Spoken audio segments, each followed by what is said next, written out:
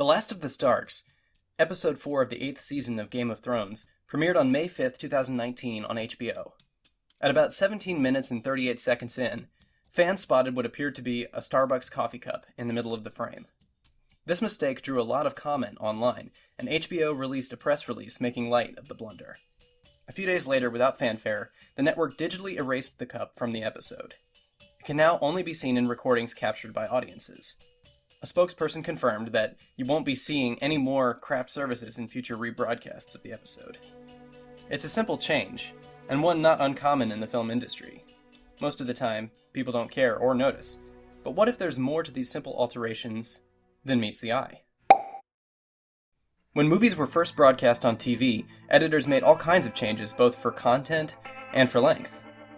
The films were shortened to fit broadcast windows and often cropped to fit the 4:3 aspect ratio, then common in household televisions rather than the widescreen format increasingly favored by directors. This process of conversion became known as pan and scan, but it basically amounts to cropping out nearly half of every frame. Directors, artists, and creatives have always resisted this kind of tampering with their work, even or especially if audiences weren't the wiser. Cowboy stars Gene Autry and Roy Rogers both fought in court to maintain the right to protect their films from being altered and being interrupted by advertisements. A young rising star named George Lucas found himself at the mercy of Warner Brothers when his debut feature was trimmed by less than 5 minutes to make it more palatable for general release. Lucas fumed and described the changes as a butchering of his artistic vision. When Universal took a pair of scissors to his second movie, Lucas became one of the most vocal proponents of the right of an author of a creative work to have the final cut. What he didn't say at the time was that in his view, there's no such thing as a final cut. Lucas released a special edition of his blockbuster Star Wars trilogy in 1997 with a lot of controversial changes.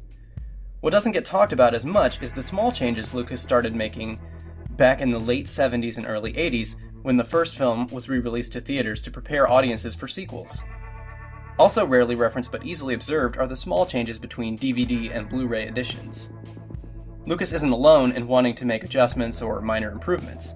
Home video restorations of older films are advertised as the way it was meant to be seen. This sometimes means digitally removing dirt and scratches or hair caught in the gate, fixing poor optical printing, or even adjusting the exposure to better match whatever the filmmaker's perceived intentions were. This phenomenon isn't restricted to films either. The Hitchhiker's Guide to the Galaxy began as a radio series, which has been altered from the original broadcast version for re-release, and there are many examples of editing like this in literature and music as well. So what makes this a big deal? After all, aren't most of these changes approved or advocated by the copyright holders and the original creators?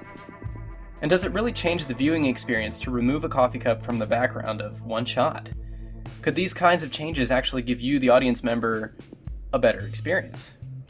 When George Lucas and others claim that they as creators have a right to control something they made for a studio or other copyright holder, what they are claiming is that they have something called moral rights. Moral rights encompass a lot of things, including the filmmaker's right to maintain his own artistic integrity. While not fully recognized in the United States, moral rights are an integral part of copyright laws in many other countries, including France. Lucas or an HBO director might feel that a perceived flaw, such as an unconvincing special effect or a misplaced coffee cup, hurts his or her artistic integrity, and therefore they have a moral right, as the author, to make a change.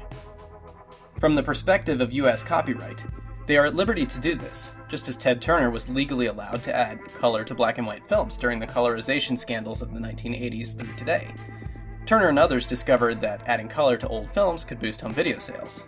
Filmmakers and advocates for the original versions argued that audiences have a right to their own cultural heritage, and that films and other works of art should be protected by law from alteration in order to prevent the erosion of cultural history. In other words, making substantive changes to movies after they've been released is like changing history, or at least the history of human culture.